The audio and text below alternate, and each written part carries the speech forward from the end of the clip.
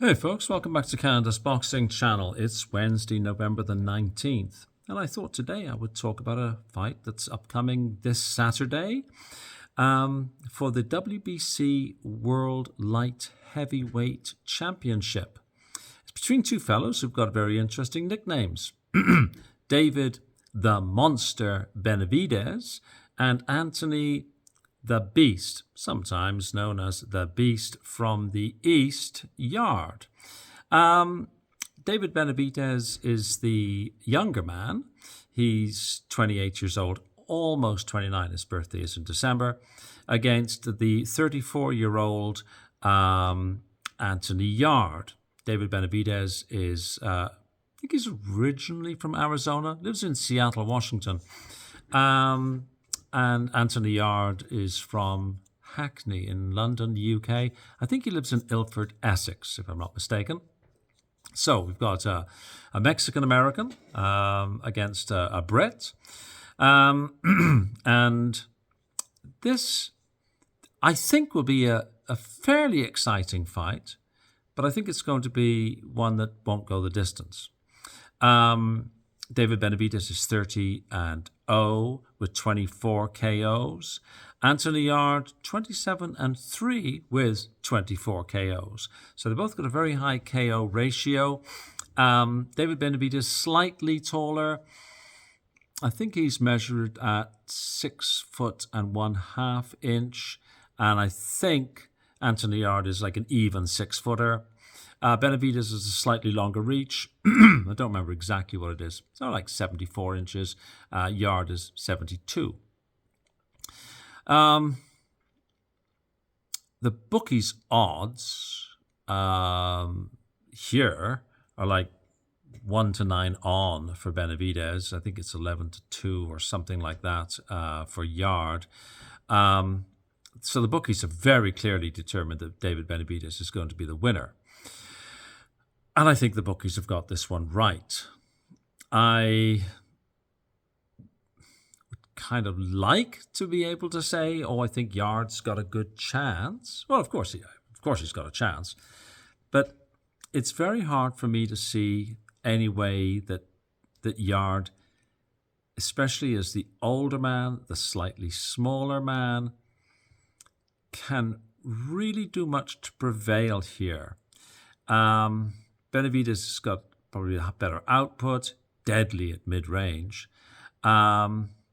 Yarde, I think, is going to have to do a lot of good work in the pocket. Yarde's going to have to pick his moments when to put his foot onto the gas. Yarde certainly doesn't want to gas out.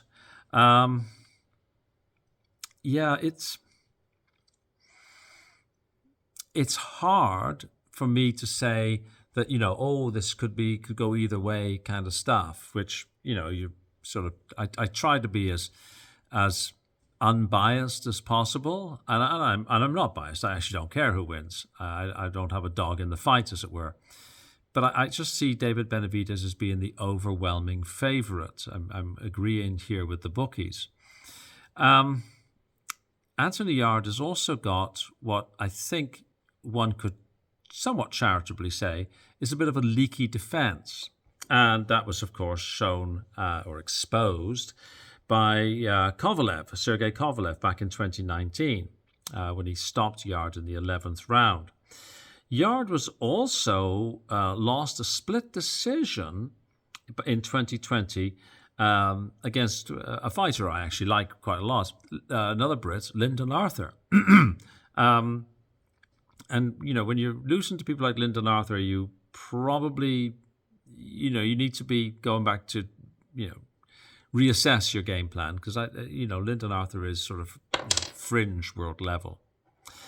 And of course, he did in 2021 have a rematch with Lyndon Arthur and he stopped Lyndon Arthur. So he obviously went back to school and corrected that mistake. But it nevertheless it's there, right? One thing losing to Kovalev, slightly different losing to Lyndon Arthur.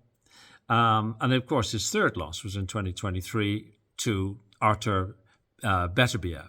Now, losing to Beterbiev, or like Bivol or someone like that, there's no shame, right? You're losing to an elite fighter. Since losing to Beterbiev, another fight in 2023, he stopped Silva.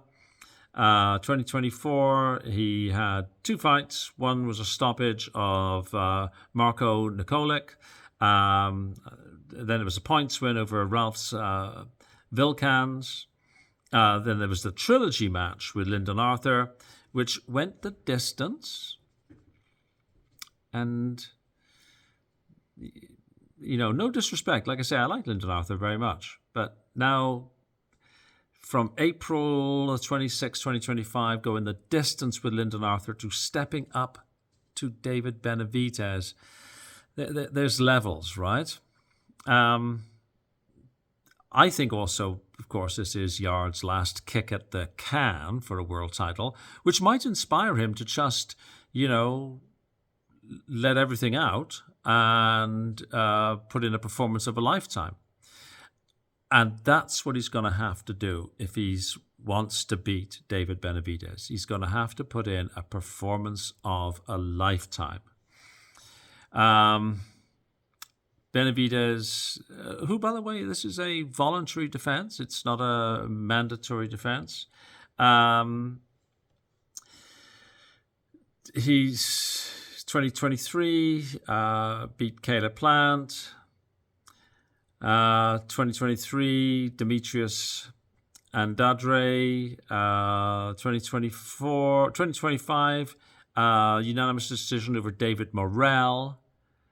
So their last fight, you've got Yarde going the distance with Lyndon Arthur. You've got Benavidez going the distance with David Morrell. David Morrell's a tough guy. So I see this as being, I won't say one-sided, but I think it'll be clear who the better man is. My own sense of it is that Yarde's leaky defense is going to cost him. Benavidez, who throws punches in bunches, if you like. It might be looking at a stoppage in Benavidez's favor around 7 or 8. I just don't feel that this fight's going to go the distance. I think it will be exciting. I think it will be explosive. So it'll be a treat for fans. It is broadcast on DAZN, though once again it's on pay-per-view, which I thought that DAZN was going to do away with pay-per-view. Wasn't that something that was being talked about some years ago? But I suppose those of us who believe that have also now tried to purchase waterfront property in Arizona.